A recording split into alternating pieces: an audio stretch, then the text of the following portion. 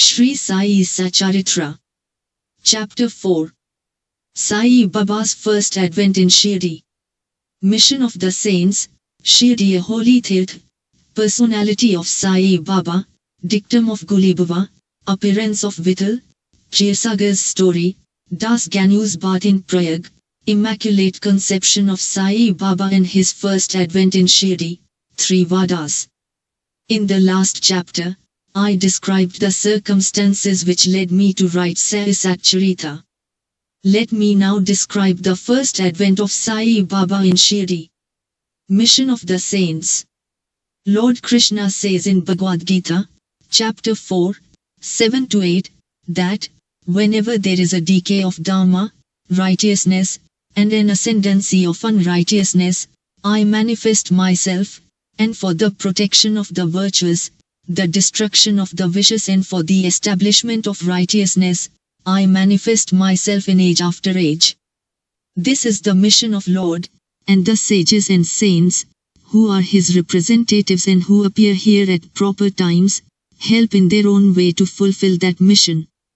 For instance, when the twice born, i.e. the Brahmins, the Kshatriyas and the Vaishyas neglect their duties, and when the Shudras try to usurp the rights of the higher classes, when spiritual preceptors are not respected but humiliated, when nobody cares for religious instructions, when everybody thinks himself very learned, when people begin to partake of forbidden foods and intoxicating drinks, when under the cloak of religion, people indulge in malpractices, when people belonging to different sects fight amongst themselves, when Brahmins fail to do Sandhya adoration, and the orthodox their religious practices, when yogis neglect their meditation, when people begin to think that wealth, progeny, wife are their sole concern, and thus turn away from the true path of salvation, then do saints appear and try to set matters right by their words and action.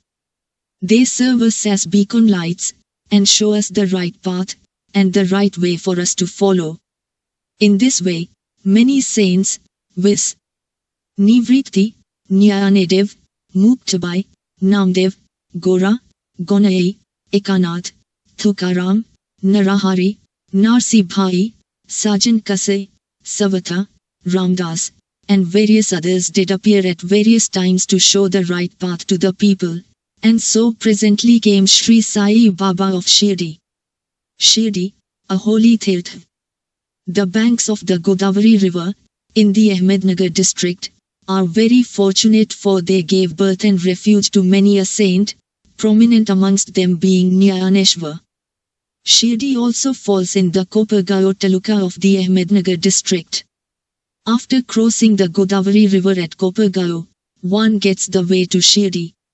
When you go 3 course, 9 miles, you come to Nimgaon, from whence Shirdi is visible.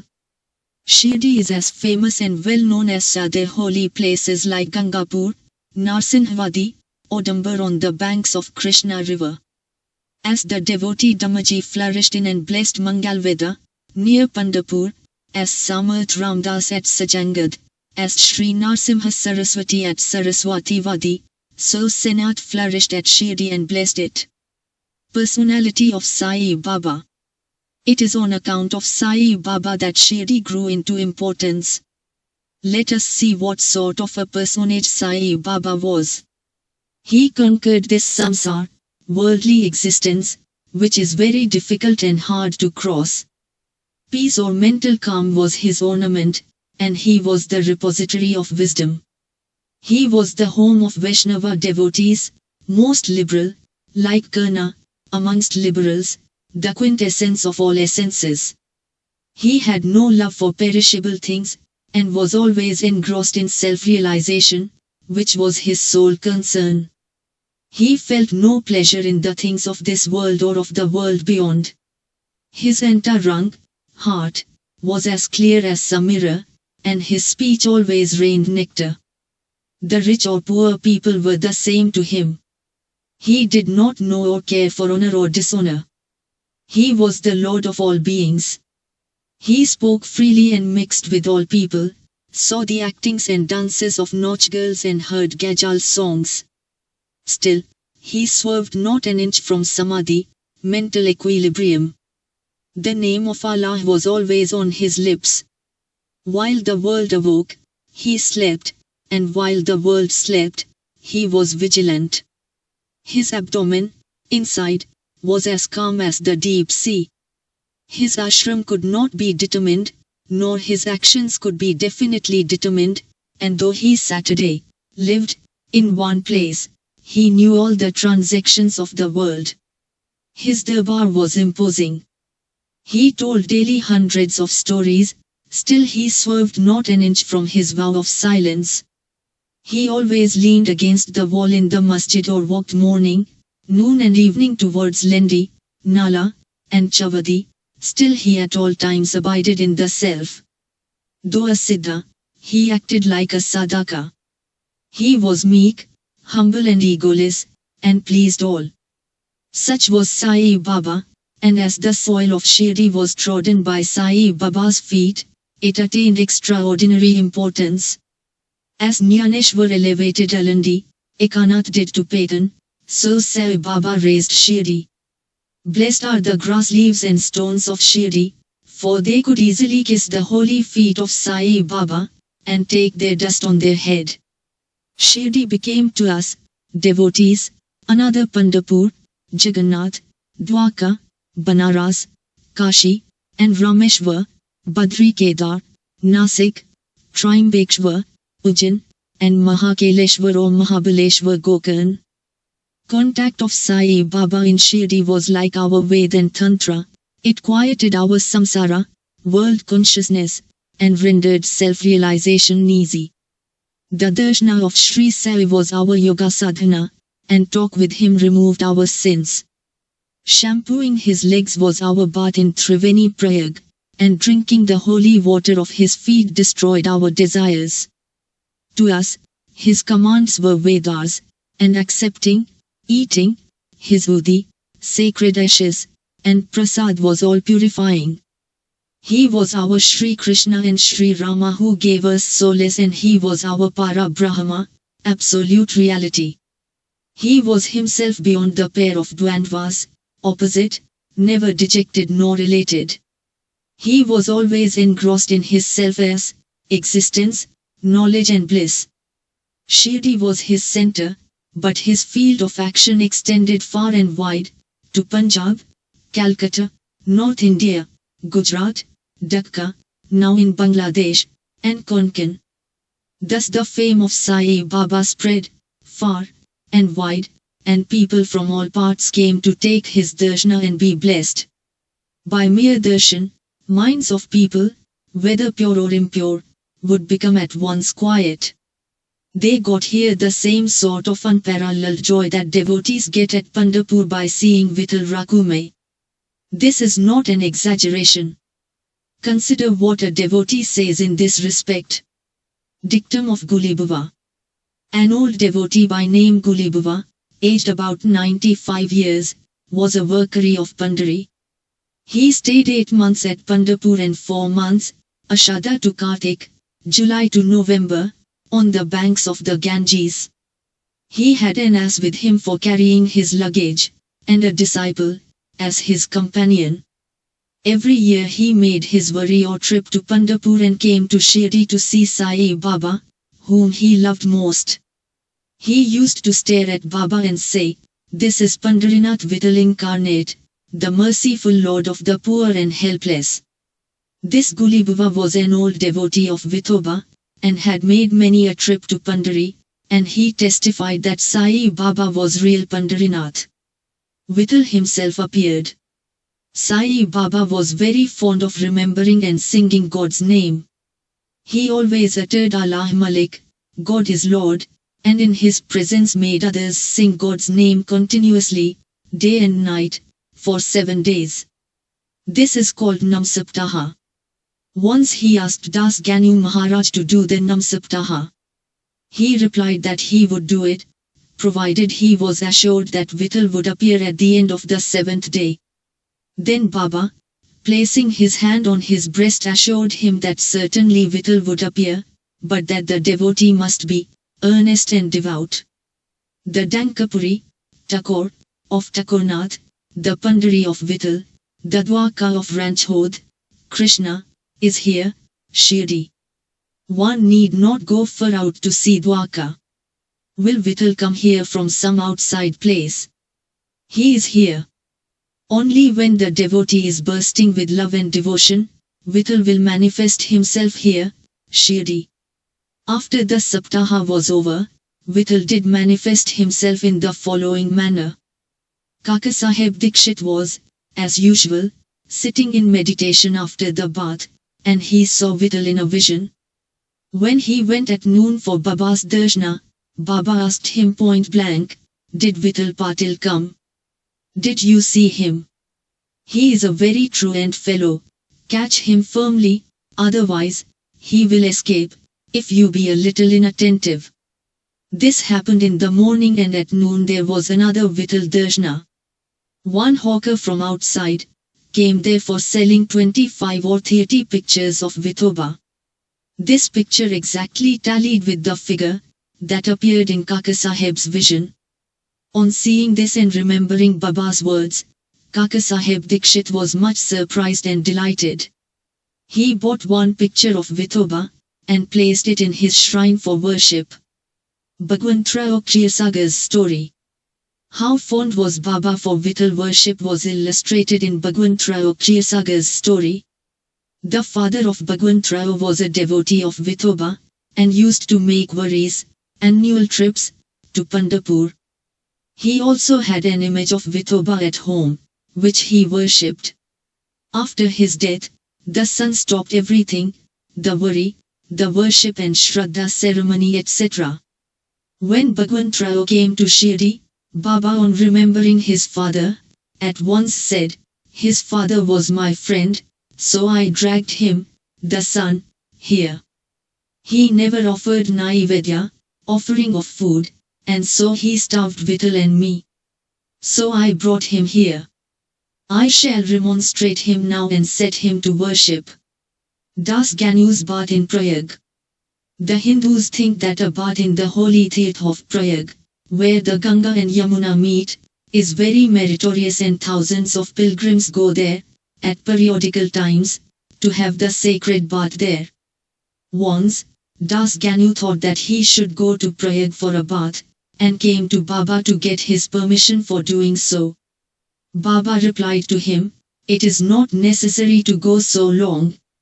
Our Prayag is here, believe me." Then wonder of wonders. When Das Ganu placed his head on Baba's feet, out came or flowed streams of Ganga, Yamuna water, from both the toes of Baba. Seeing this miracle, Das Ganu was overwhelmed with feelings of love and adoration and was full of tears. Inwardly, he felt inspired, and his speech burst forth into a song in praise of Baba and his Leelas. Immaculate Conception of Sai Baba and his first advent in Shirdi. Nobody knew the parents, birth or birthplace of Sai Baba. Many inquiries were made, many questions were put to Baba and others regarding these items, but no satisfactory answer or information has yet been obtained. Practically we know nothing about these matters. Namdev and Kabir were not born like ordinary mortals. They were found as infants in mother of pearls, Namdev being found on the bank Bhimrathi river by Gunaji, and Kabir on the bank Bhagirathi river by Thamel. Similar was the case with Sai Baba. He first manifested himself as a young lad of 16 under a neem tree in Shirdi, for the sake of bhaktas. Even then he seemed to be full with the knowledge of Brahman. He had no desire for worldly objects even in dream. He kicked out Maya, and Mukti, deliverance, was serving at his feet. One old woman of Shirdi, the mother of Nana Chopda, described him thus. This young lad, fair, smart and very handsome, was first seen under the neem tree, seated in an asan. The people of the village were wonderstruck to see such a young lad practicing hard penance, not minding heat and cold. By day he associated with none, by night he was afraid of nobody. People were wondering and asking, whence this young chap had turned up. His form and features were so beautiful that a mere look endeared him to all. He went to nobody's door, always sat near the neem tree. Outwardly he looked very young, but by his action he was really a great soul. He was the embodiment of dispassion and was an enigma to all.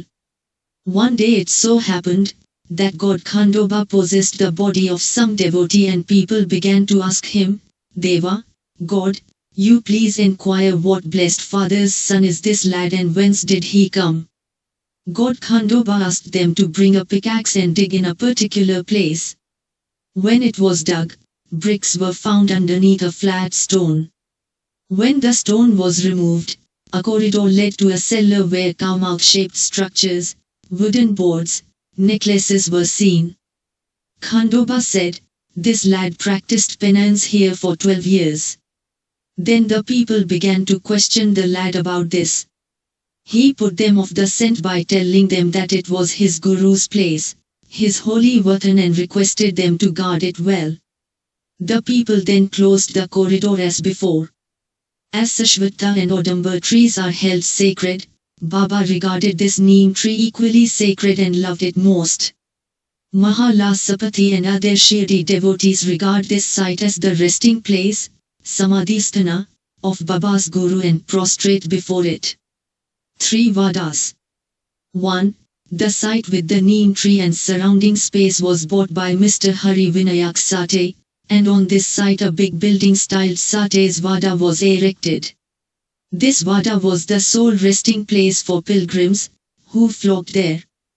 A platform, was built round the neem tree and lofts with steps were constructed. Under the steps, there is a niche facing south and devotees sit on the platform, facing north. It is believed that he who burns incense there, on Thursday and Friday evenings will, by God's grace, be happy. This Vada was old and dilapidated and wanted repairs. The necessary repairs, additions and alterations have been made now by the Sansthan. 2. Then after some years another Vada, Dikshit's Vada was constructed. Kakasaheb Dikshit, solicitor of Bombay, had gone to England. He had injured his leg by an accident there. The injury could not be got rid of by any means. Nanasaheb Chandorkar advised him to try Sai Baba. So he saw Sai Baba in 1909 AD, and requested him to cure rather the lameness of his mind than that of his leg. He was so much pleased with the darshana of Sai Baba, that he decided to reside in Shirdi. So he built a Vada for himself and other devotees. The foundation of this building was laid on 10th December 1910. On this day, 2 other important events took place. 1. Mr. Dadasaheb Kapad was given permission to return home, and 2. The night aarti in Chavadi was commenced. The Vada was complete and was inhabited on the Ramanavami day in 1911 AD, with due rites and formalities. 3. Then another Vada or palatial mansion was put up by the famous millionaire, Mr. Booty, of Nagpur. Lots of money were spent on this building, but all the amount was well utilized, as Sai Baba's body is resting in this Vada, which is now called the Samadhi Mandir. The site of this mandir had formerly a garden, which was watered and looked after by Baba. 3 Vadas thus sprang up, where there was none formerly. Of these, Sate's Vada was most useful to all, in the early days.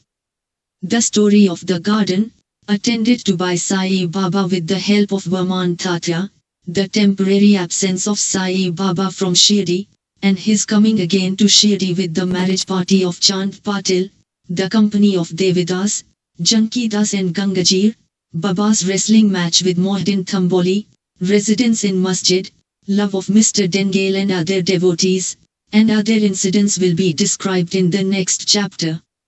Bo to Sri Sai, peace be to all.